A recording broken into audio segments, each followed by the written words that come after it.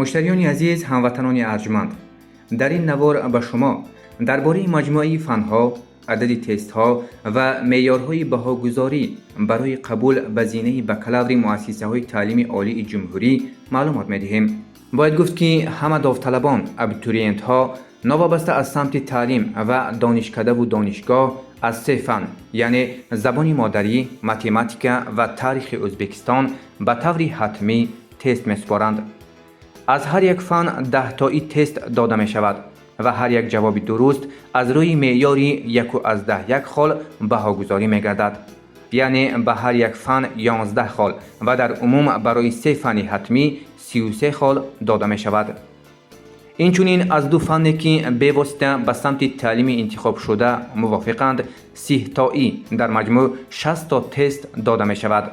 هر یک جواب درستی فن یکم از روی میزانی 3/10 خال بهاگذاری شده برای 30 سوال 93 خال داده می شود. هر یک جواب درستی فن دوم باشد از روی معیاری 2/10 خال بهاگذاری شده برای 30 سوال 63 خال جدا کرده می شود.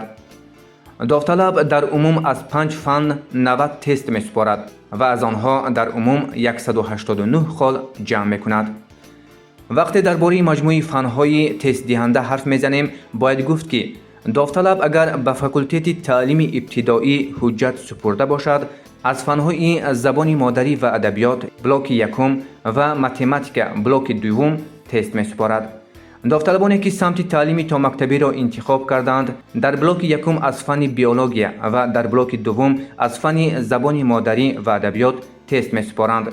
آنهایی که به سمت تعلیم فیلولوژی و بازآموزی زبانها زبان تاجیکی حجت سپردند در بلاک یکم از فن زبان و ادبیات تاجیک و در بلاک دوم از فن زبان خارجی تست می‌سپارند. اما داوطلبانی که به فاکولته زبان مادری و ادبیات زبان و ادبیات تاجیک حجت سپردند در بلاک یکم از فن زبان مادری و ادبیات و در بلاک دوم از فن تاریخ تست می‌سپارند. خوانندگان عزیز، مشتریان ارجمند گروه صدای تاجیک، این بود چند معلومات مفید به شما درباره مجموعه فنها، شماره تست ها و معیارهای بهاگذاری. ما را پیگیری کنید و ما برای شما بهترین نوارها را تقدیم می‌سازیم. واقعاً به گروه ما پیوستن را نیز فراموش نکنید.